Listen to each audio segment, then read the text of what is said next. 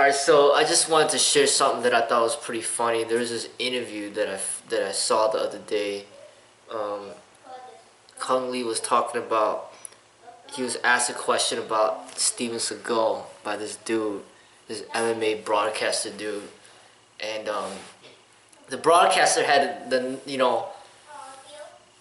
he was calling the dude Sensei Segal, which I thought was just absolutely ridiculous. But anyway, so he's interviewing Kung Lee. And then Kung Lee, he's like asking him if he thinks Steven Seagal contributed something, was a great contribution to MMA or whatever. And then basically Kung Lee, in a very polite way, said that this dude didn't do shit for MMA. This dude's he's a reject. This dude is nothing.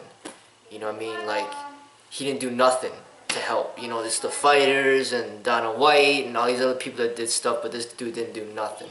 And then the interviewers took it all like disrespectfully, and he's basically just like all upset that Kung Lee had to say that. And then I mean, this is just an example of how when a group of people, they just like, they have these ideas on something. Like, anybody that speaks something opposite of that, like, they just get upset at him. And this is another example of how, like, okay, so imagine if Kung Lee was dead, and then they're like, oh, I wonder if he would have supported Steven Seagal, and then everybody's like, yeah, he would have. But in actuality, he didn't.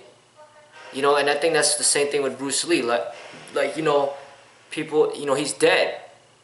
But if he was alive and he said, no, this MMA thing is bullshit, then everybody would just turn on him.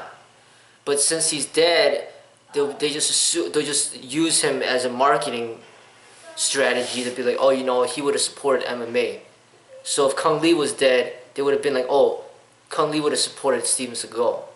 You know what I mean? Like, they just want to have their own ideas on who, like, if you're not in the crowd, then you're just done.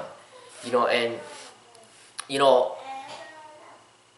the dude was calling the guy like honorable Sensei Segal or whatever. I mean, I think it's just absolutely ridiculous. You know what I mean? Like,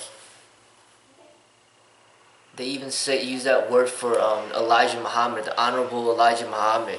He's like supposed to be like a prophet or a religious leader.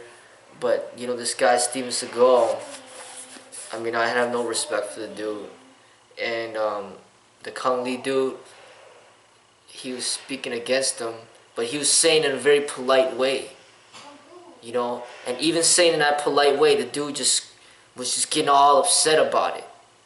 So you just can imagine, like, the way that I say things, how pissed off it gets people, and it does get everybody pissed off. But it's just so hard to be honest. Basically, this video is like an example of how hard it is to be honest when you're not in agreement with everybody and what they think. Like, everybody and what they think Steven Seagal is like somebody you're supposed to worship and bow down to, even though he didn't do shit.